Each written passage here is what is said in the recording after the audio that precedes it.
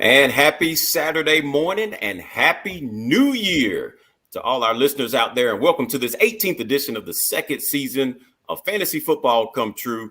You can catch Fantasy Football Come True every week during the regular season right here on Tobacco Road Sports Radio. This is the show that wants to see you put some green in your jeans. I'm your host, Hot Rod Funderburk. I'm joined by co-host Ron Fun. Ron Fun is over in the capital city, Raleigh, North Carolina. And of course, back with us today, we have fantasy football aficionado B. Foster. B. Foster, welcome back to the show. It's been a while since we've seen you, and thanks for being on Fantasy Football Come True. B. Foster, how you doing today, my good man? Oh, yes, sir. Yes, sir. Doing great, man. It's so good to be back with my boys, man, to talk a little football. Fantasy football is nothing better, man. It's New Year 2022, but we still winning, man. Still winning. You better believe it. Better believe it. Always good to talk a little fantasy football. And Ron Fun down there in the capital city. How are you, my good man? Hey, man, I'm doing well. Just happy to be back in the 2022 calendar year and happy to be alive. And then just happy to do this season finale for everybody.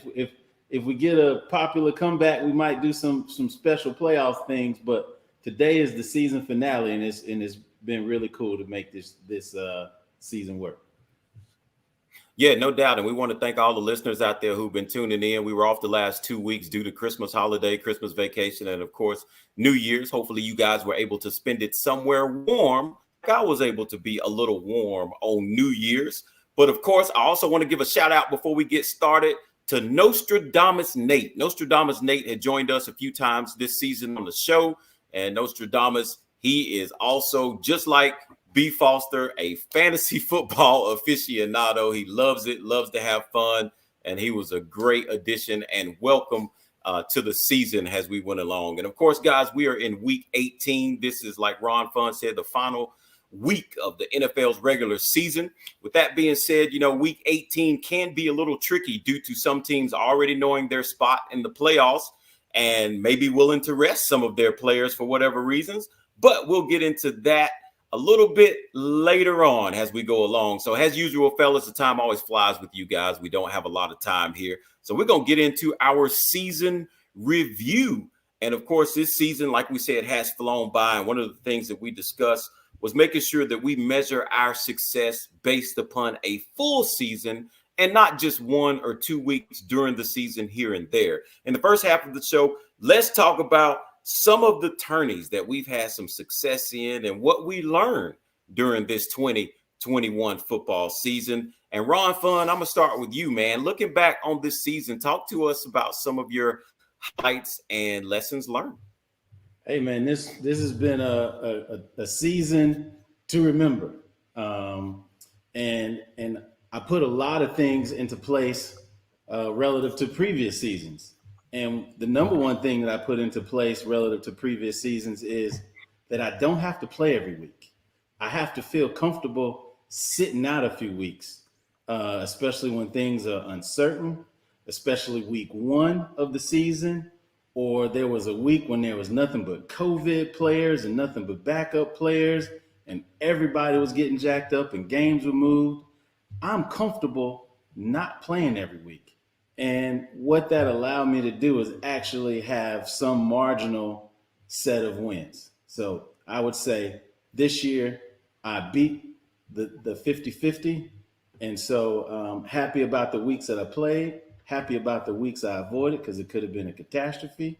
And sometimes somewhat a little scarred by some of the weeks I did play where it was a catastrophe. So that would be my initial review. And something else that I say I learned this season is that this season chalk at the running back position has been more valuable than previous years with chalk at the running back position. And my hypothesis is that there weren't many stud running backs this year to choose from. Christian McCaffrey did not have as strong of a season where you have to pay for a $9,000 or running back week in, week out. Dalvin Cook had a great season for Minnesota, but he didn't have as productive of a season as he's had in the past. And so this year, one of my lessons learned is that chalk matters. And I would argue previous seasons, you kind of want to be chalk aware. But this year, I really, really needed to play the chalky running backs in order to spring open some other plays. And I'd also say process matters. Sticking with your process, being comfortable with your process, because I might build a lineup and I'm comfortable with that lineup, and somebody else might see that lineup and hate it, and we both still win. They could hate my lineup and I win. I could hate their lineup and they could still win, especially as it relates to cash games. And for the audience, I just want to remind the audience, I'm more of a cash game player. I've experimented with tournaments, but I did not stick with tournaments this year. I really focused on cash games this year on a week in, week out basis. And the last thing, actually, I'm gonna pause there, and if we have time, I'll add to it because I don't want to take everything from B Foster, as I know he has plenty to add, and I'll come back and supplement. Okay, no doubt. And I appreciate you saying stick with the process. That's very important. That's something that you, B. Foster, as well as Nostradamus Nate, has always tried to drill in the heads of our listeners all season long, is stick with process, whatever that process is, and it works for you. B. Foster, my man, we're going to turn to you. How about your season in review? And of course, as you're reviewing your season, make sure that you include that awesome weekend that you had not long ago. And I want you to tell the audience the type of money that you put out there and the type of money that flew back in your hands. Fly, fly, fly. B. Foster. Yeah, man. So it's been a good season to say the least, man. Like Ron said, I'm more of a cash game player myself, have been in the past, but this year I ventured out to more GPP, start playing more tournament style games to experiment and try to get better at those. But as Ron was saying, you definitely gotta trust the process. We've talked before about how we're engineers, we're finance and money and engineer guys, so we like math, man. We just stick with the math, and this game is really a game of probabilities. We've talked about looking at Vegas numbers and seeing how they can be used to build your lineup. And no, it's not going to work every time, but you want to give yourself the best chance to win, the most likely thing that's going to happen. And Vegas is a reason that these casinos are making all this money, because they know what they're doing. So we can rely on them and use them to our advantage when building our lineups. So this season, like I said, I tried to venture out and play a little more tournament style. My 50-50s cash games were solid. I was pretty much break even on the season. I would lose some weeks, win some weeks. Again, COVID made it a really tough year, as Ron Fun was saying. But and sticking with the tournaments and sticking with that probability, in Vegas, is a reason they push parlays. It's really, really, really, really hard to hit a parlay, but they want you to play 2 and 3 things to try to, triple and quadruple your money. They want you to play that because it's very likely that you will not win. Building a DraftKings lineup is much like a parlay when you're playing a tournament, because it's essentially a nine round parlay, because you got to fill 9 roster spots, and that's very difficult to be right on every single one. So in order to be better at that, what you can do is correlate those roster spots, which we also have talked about, correlating those roster spots. So then you don't have to be right on 2 or 3 things versus being right on 9 separate different things. So what I did, and so as they spoke about a couple weeks ago, so the day after Christmas, December 26th, I'll always remember because it's my daughter's birthday.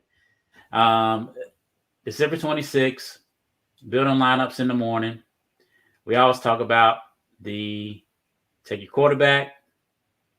If your quarterback does well, that means he's going to have some pass catchers that do well. So take your quarterback, 1 or 2 pass catchers. If your quarterback is scoring points, wide receiver scoring points, that means the other teams got to keep up. So we're going to bring it back with another team, a receiver on the other team. So as we saw these last few weeks, man, this man Joe Burrow has gotten hot out here. So what I did, they were going against the Ravens, divisional game, but the Ravens have been probably the most ravaged team by COVID and injuries this year. Their entire secondary. I mean, they call me that week and asked me, could I play corner for him that week? So, I told him I couldn't make it. I had to be with the family for Christmas. But, T. Higgins and Jamar Chase, they had some fun with those guys. So what I did, I played Joe Burrow with Jamar Chase and T. Higgins. And, you're looking at those numbers again.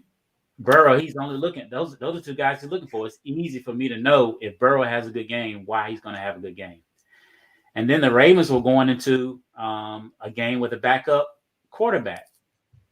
Ron Fun and I have talked about it. Backup quarterback, his best friend is the tight end.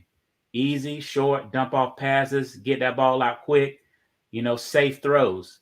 Brought it back with Mark Andrews. So I played that lineup. Then again, as Ron said, I threw in some chalk. I had Justin, a man from the Chargers, Justin Jackson was like 4,200 that week with Eckler out. Threw that chalk in there. Had to play that. He with 35 points. I got off the board a little bit with David Montgomery as everybody was flocking to James Robinson was chalked that week, but James Robinson got hurt in the first quarter, so that took out about half the field. And my David Montgomery just shot me up to the top, man. Ended up, I played that lineup, $17 worth of that lineup, and brought home $17K. It won one tournament for $10K. Then I got second and third in a couple other tournaments for like $2,500 here, $1,000 there. Ended up turning $17 into $17,000. So you see Ron Fun on here all the time. If you're looking at the YouTube channel with his jerseys, I think I got to go get me a Joe Burrow jersey just off principle, man. Foster, say those numbers one more time to make sure our fantasy audience did not misunderstand you, so they understand. Say it one more time for them, B. Yeah, man. $17 across maybe 5 tournaments. I know the one that I hit for $10K, it was a $5 single entry.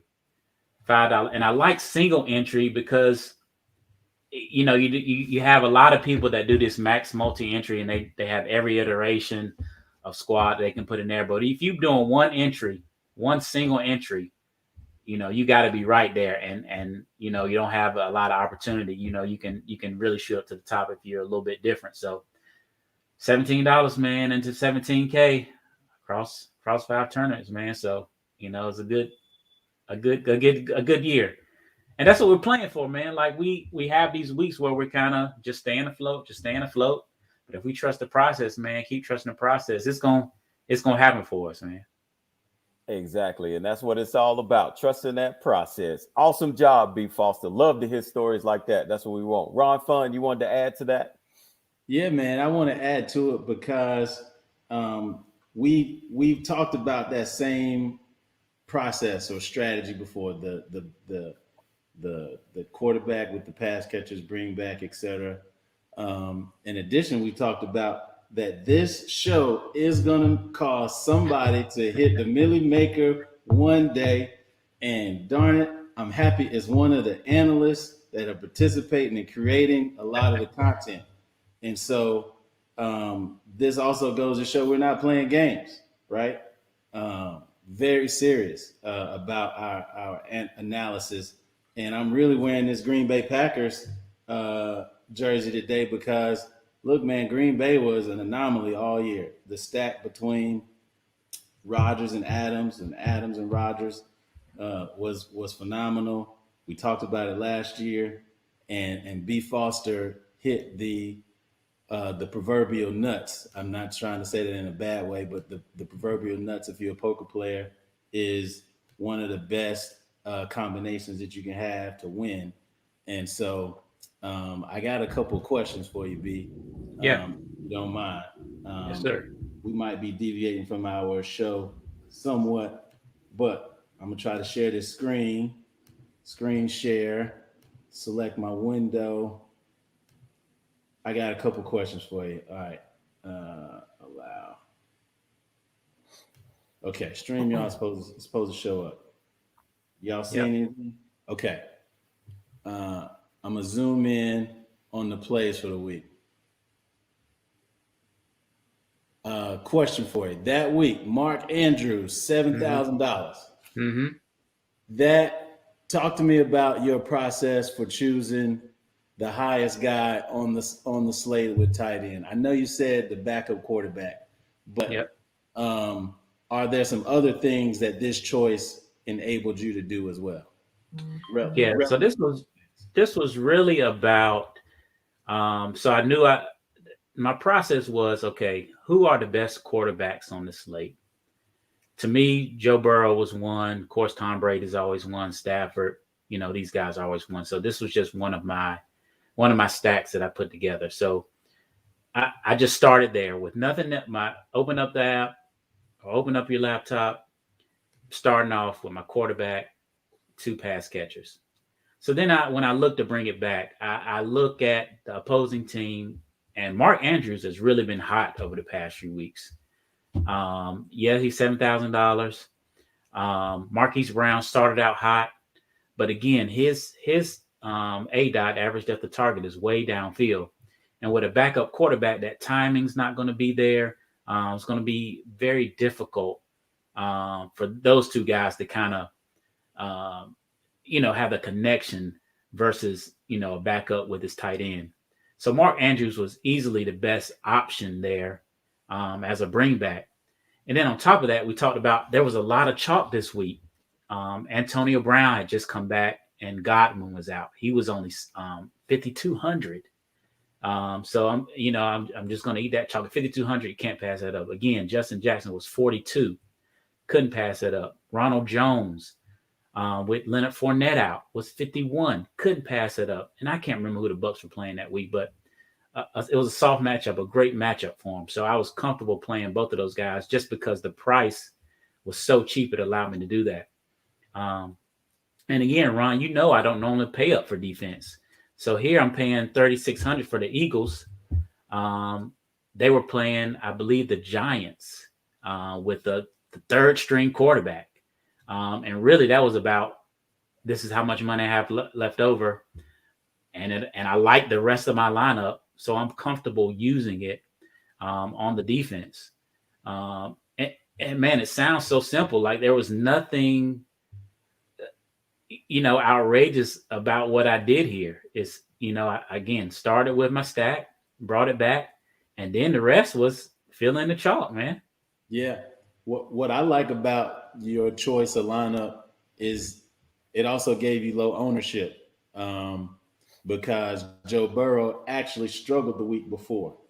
The Bengals struggled the week before, and we also talk about bounce back plays. Like Right. the Bengals laid an egg the week before. I want to say on this show, the week before, Notre Dame's Nate, myself, and Rod, we said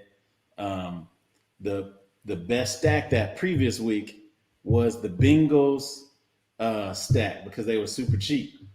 And then they laid an egg that week.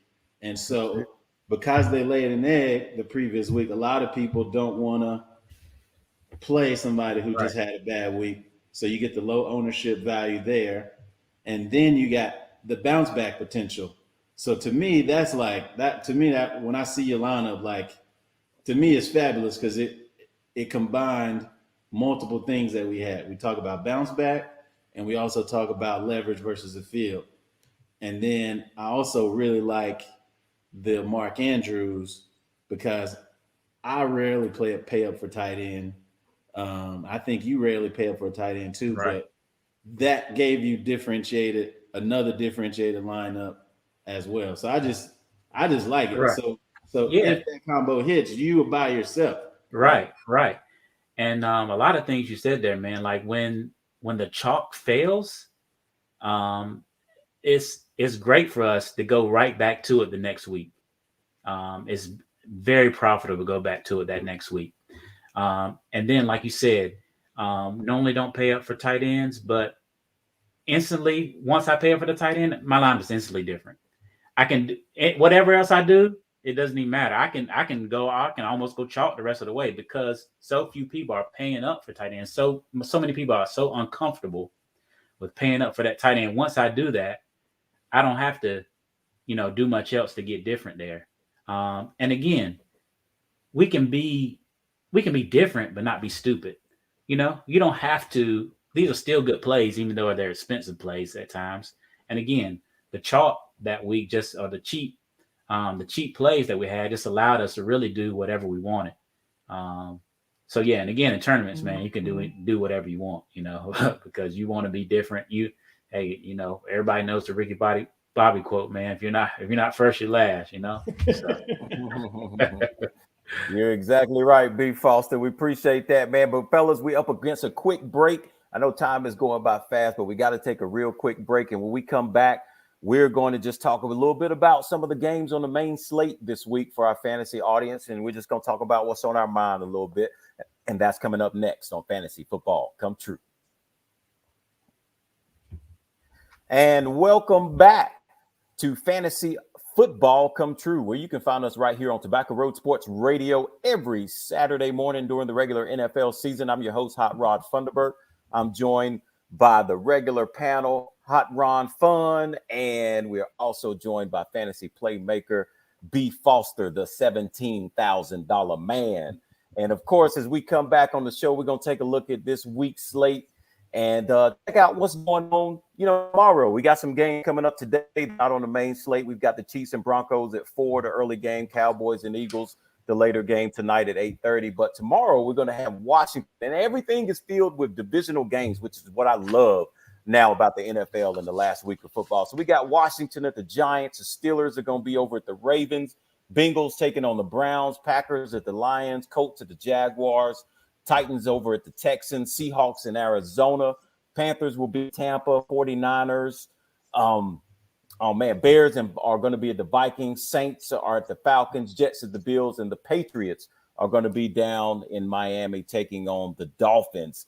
So, guys, any recommendations on this week's games, considering this is the last weekend? A lot of teams are trying to figure out who's going to sit, who's not going to sit based upon going in the playoffs, trying to be healthy, which is to do the ultimate, and that's win the Super Bowl.